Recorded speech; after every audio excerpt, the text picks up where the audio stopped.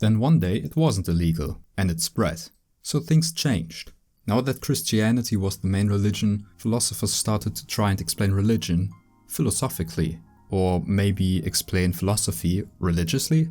If God exists, shouldn't then evil not exist? Asked someone maybe. No, said St. Augustine. Evil is not. There is only an absence of good. Also, the free will given to man gives them the ability to choose. Poorly. So it's not God's fault, really.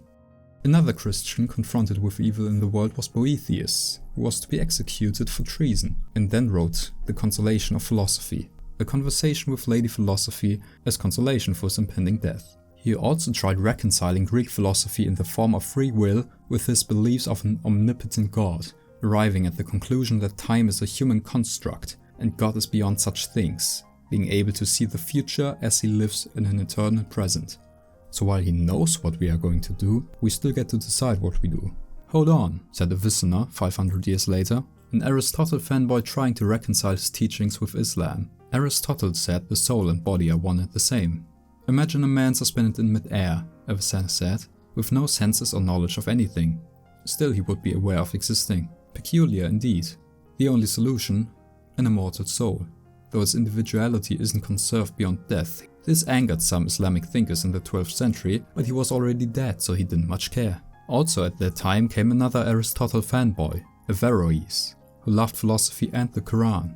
Wait a second, aren't these two things mutually exclusive alternative truths? And then he decided that maybe he shouldn't take everything in the Quran at face value. Some of these things may be wrong, but only because they must be interpreted. So philosophy and religion aren't mutually exclusive. Then there was Rumi. God is love and love is God. Let's love each other and be close to God.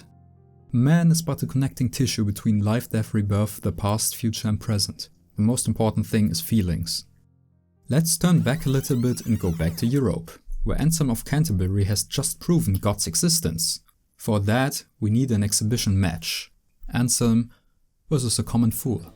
Would God be the greatest thing in existence if he existed? Yes. Does that above which no greater exists exist in your mind? Yes. Is something that exists in reality greater than that which exists only in the mind? Yes. So that above which no greater can exist would be less great in your mind than in reality, right? Yes. So there is something greater than that above which no greater can exist? That makes no sense. Indeed. Thus, God exists. Speaking of God, we shouldn't speak of God, says Moses. Not that Moses. That Moses. Well, we shouldn't speak of God in a way where we assign attributes to him anyway. For God possesses no attributes. God is undefinable. Though we can't speak of his actions, or speak of him in double negatives. So I guess we can speak of God just in a more convoluted way. There's long been Arabic thinkers following the teachings of old Aristotle, but Christian ones haven't been that into him. That changed with Thomas Aquinas. But according to the Bible, the world had a beginning, while Aristotle thought the world to be eternal. So how does this work? He argued that while God did create the world, he could have created it to be eternal, thus combining his Christian beliefs and his interest in Aristotle's thinking. He also subscribed to Aristotle's beliefs regarding immortal souls that don't keep the individuality of a person alive. Let's check on China. We haven't heard anything from there in a while.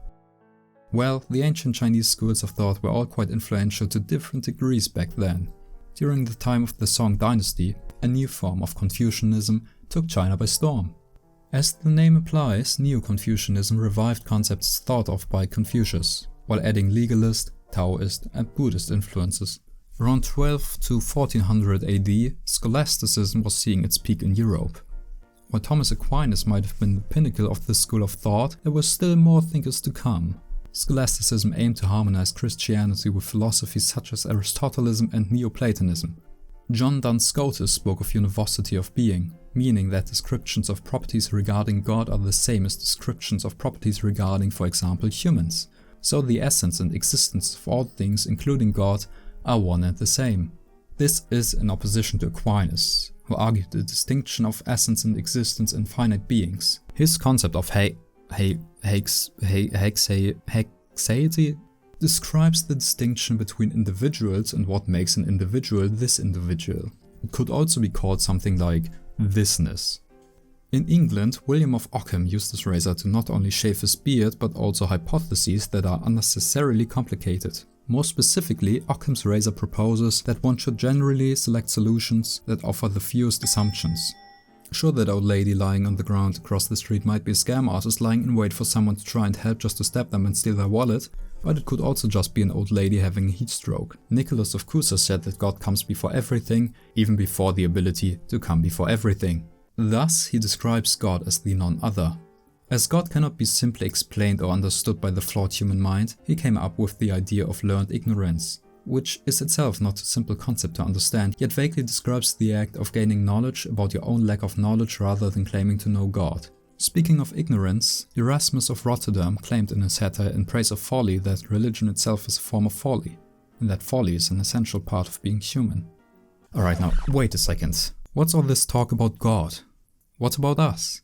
What about politics? And love? And ethics? Well, around this time a lot of stuff was going on in the world. Columbus found out that India was actually America this whole time. Gutenberg discovered how to print books. And slowly but surely, a new age was starting. The Renaissance. And for philosophy too, a rebirth was approaching.